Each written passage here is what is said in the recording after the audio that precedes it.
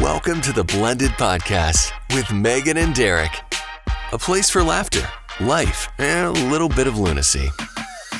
If you're sharing kids, juggling holidays, and scheduling your way through everyday life, or if you just want to hear from two people who do, then you're in the right place. And this week, we're talking about the non-compete clause. That's right. We're not talking about a Tim Allen movie. No. We're also where you have to read the fine print. We're also not talking about divorce compete clauses or work compete clauses. But it's a really good motto to have during the holidays. Absolutely. Because I can remember the first Christmas after the divorce. Mm-hmm. And I'm trying to get back on my feet. We got a place to stay. Right. You're now, your homes are separated. You have half of the income if both families worked. You are stretched even thinner because you were the only income, but you're still trying to help out at the other household and things like that. And so Christmas rolls around and you're like, it's been a rough year for the kids. I want to make this the biggest, the baddest, the best Christmas ever. Right. And then this little voice comes in. Mm-hmm. Well, you got to outdo the other one. Right. Well, what if they get this? Are they going to be at your house first, or are they going to be at their house first? So whoever gets to them first can give them the best gift. If they ask for, the something Xbox big, 5, PS 12. So if you both buy Xbox PS 12, then who gets to give it to them first? Right. 'Cause you're going to be the hero. And so you kind of get this competing going on in your mind. But y'all, it's not healthy. It's not healthy for the kids because, number one, it's setting them up to think, well, I can get whatever I want from both sides. Right. And then they don't value what they do get. Right. And so I remember that was a nervous wreck, and I had my list, and I checked it 3 times, and I had the coupons, and I was, well, if I go over here, and I exhausted myself. Right. And by the time that Christmas rolled around, it wasn't fun for me. No. I'm sure it was stressful. Yeah. It was. And what's funny is, you say it was not fun for you. Yeah. And we do all of these things to make it, quote unquote, fun for our kids or this awesome experience. But when you're stressed and it's not fun for you, it's not fun for them either. They're going to pretend, though, because that's what you've taught them is, I have to act like I love this, and then I go to mom's, and mom gives me the same thing, or you know what I mean? And now I have to act like, oh, I loved it. Because kids learn to caretake our feelings very quickly. Very quickly. You know what I mean? Like, or they'll say, well, I already got this. I remember the first Christmas with my stepdaughter. I believe the first Christmas we had her, she woke up with us on Christmas morning, and then the last year, she was with her mom. Well, she gets to our house, she's already opened Christmas at her mom's, and she opened something, and she was like, oh, I already have this. Devastating. Right. Well, because but it's you're not. Like, no, it's not at all. No. It's like, but we get on our pride. Yep. We get in our expectations of like we ruined Christmas because she already has that, but she told us she wanted it. So the best thing we ever did was this year we laid it out. We were like, here's the thing she wants. What do you think you're getting? That's cool. What do you think you're getting? Okay, well, I'm going to get this. She wants these 2 big things. You get this big thing. I'll get this big thing. And then, like, before I told my husband just last week, I said, we need to get a couple extra things for Lena. Yeah. I said, so, text Missy and see what other little things she's got. So I don't want to buy something, that because she'll be with us on Christmas morning. So I don't want to ruin her mom's Christmas by giving her something first, because that's the last thing I want to do. You don't want to ruin anybody's Christmas. No, because I know as a mom, the excitement of buying the gift, your kids opening get to see it. Right. Oh, yes. And Chris, that's what he said. He was like, he just looked at me and was like, I love you. Yeah. You know what I mean? I love that you care about her Christmas. You know what I mean? And I'm like, well, I do, because I see her, to me, his ex-wife is a mom. She's a mom. She's a mom. You know what I mean? We get along, and like, to me, like, I know I don't have to share my daughter. You know what I mean? So, but I can't imagine if I did, someone who was always trying to one-up me or look like they got all the stuff that my kid wanted and I didn't. And, you know what I mean? Like, I never want to step on toes. Because ultimately, in the end, all I'm going to do is hurt my stepdaughter. And I love her. I don't want to hurt her. You know what I mean? I don't want to put her in a place to say, old dad and Megan already got me that, you know, and so and just preventing even that. in that moment, she's probably, as she would get older, be like, oh. But here's what we do, and again, this just drives home again. Not everything that we do, not everything that maybe you do works for the next blended family. Right, and just like Derek's blended family is, you know, him and his wife now, currently, when they got married, you had children, she didn't. Right. You know what I mean? And your ex-wife is, you know, you have those kids together. She has another child. Right. You know what I mean? And my situation is completely different. My daughter stays with me. His daughter goes back and forth between us, half and half, you know? So it's just every scenario is different. We just try to give you hey, here's what works for us. Maybe try this. And so what works for us is we both decided, I'm going to ask him for a list. You ask him for a list. Yeah. And we'll just stay separate. Right. And if we double up, we double up. Right, because in the end, well, okay, you can have that at your mommy's and this at your daddy's. You know what I mean? But what works for us is we don't do Christmas on Christmas Day. Right. We always do it the week of Christmas. Right. Because she has them Christmas morning. Right. And then we go to my wife's family in the afternoon. Right, because you guys don't alternate Christmases and Christmas Eves. You guys have a whole different setup. And so for us, it's not the same day. They're not going to open whatever gift on Christmas Day twice. Right. They might open it up on Tuesday, play with it for a couple of days, and then if their mom gets it too, they're going to be double excited because they've already been. Oh, I have this over here too. Oh, I have it, and I love it, and I got it here now, and I don't have to take it back and forth. Right.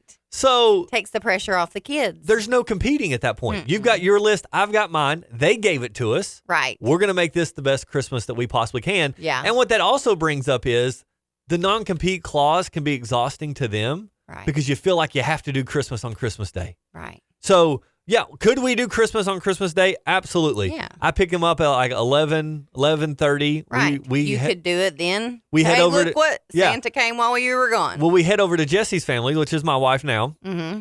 And we head to her family's house. They open presents. We do the whole thing there. Right.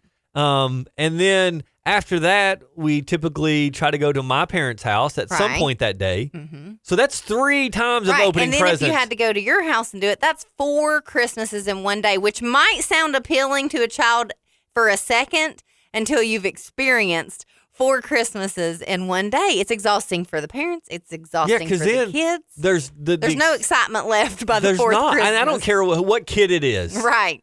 By the time you've went through 4 Christmases in a day, they just want to go home. No, they do. They're ready to go to bed. They want to play with the toys they got at the second Christmas. Yeah, you've still not opened those yet. Yeah. And put the batteries in and done all that. And so for us, it's just easier to say, okay, this is the day this year.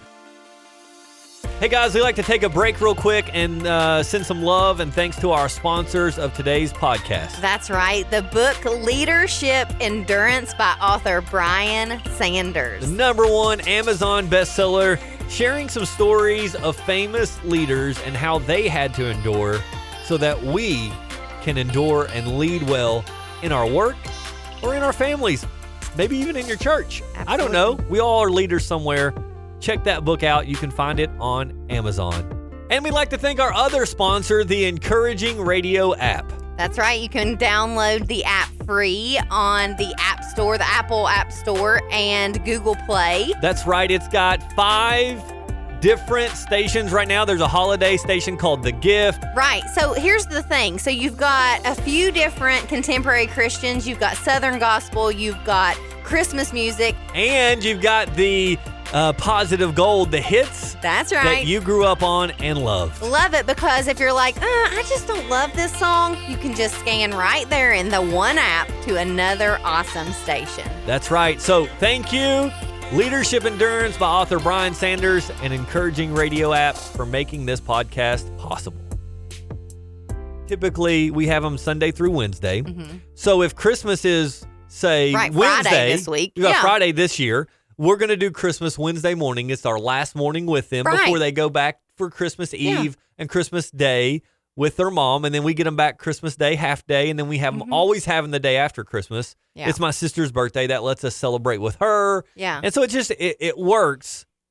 Well, then they're going to have all Christmas Eve. They're not really open anything. And so that space in between. Right. They get to enjoy it. they'll get to play with those things all day Wednesday until I take them back. So it's not even like, open them. Oh, that was cool. We got to go somewhere else. Right.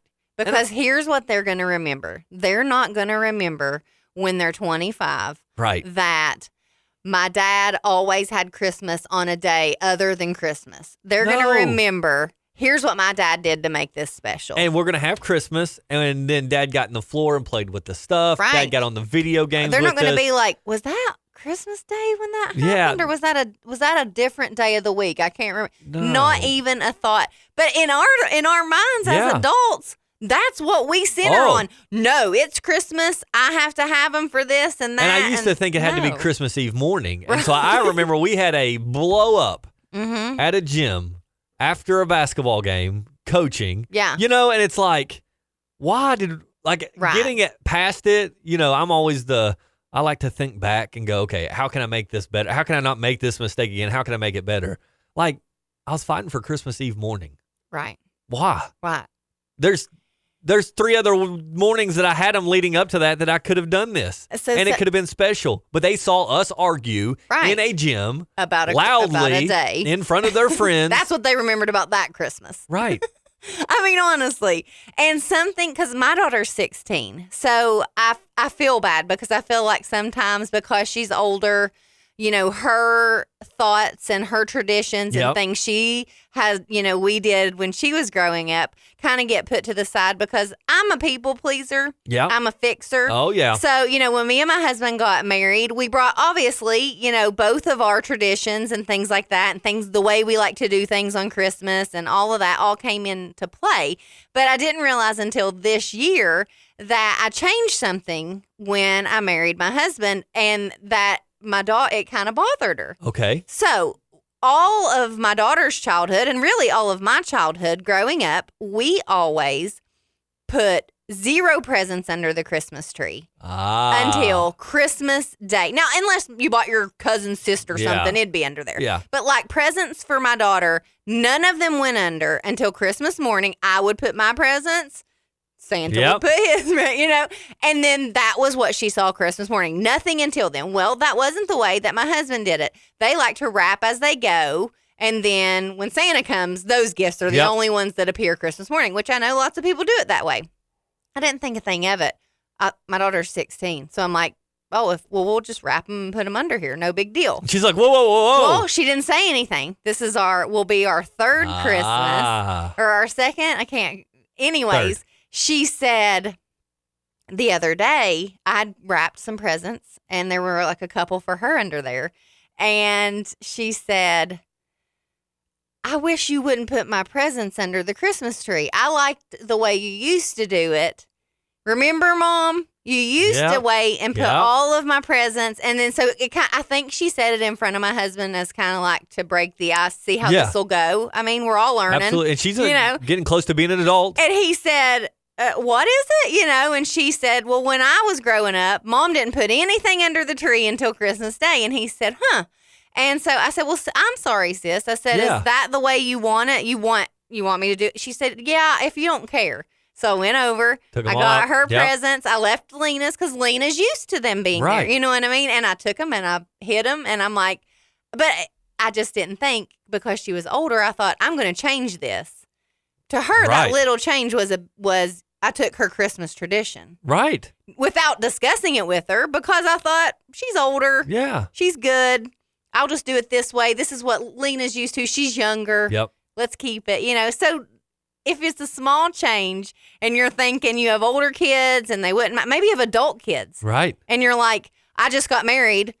Their whole life I did this way. I always cooked a ham. And then this year your husband's like, I don't like ham. And you're like, oh, okay, I'll never cook a ham again. You know what I mean? That's a great change. But maybe still make the ham for your adult children who that's a tradition that they love, that they shared with you. It's things I think until this year I didn't realize because my daughter was older. Right. That affect her. You know what I mean? Something as simple as not putting Christmas presents under the tree. And I think it goes back to our title, the non-compete clause. Yeah. If you're too busy trying to compete, you're going to miss out on those traditions that you can create. Mm-hmm. For us, my family, my mom and dad were together until my mom passed away last Christmas. As well.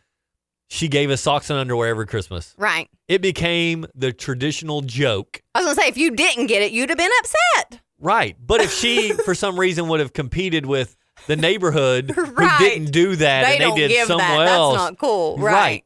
We would have missed out on having new socks and now my dad, is like, I've never done this. What sizes does everybody need? Like this year. He's trying to keep that tradition going. And so you can't compete. No. Make your own traditions. Make your own memories. Let go of your expectations. Let go of your pride. Yeah. And just make the holidays what the holidays are supposed to be. Mm-hmm. And that's exciting. Mm-hmm. That's love. And that's memories for all that is involved.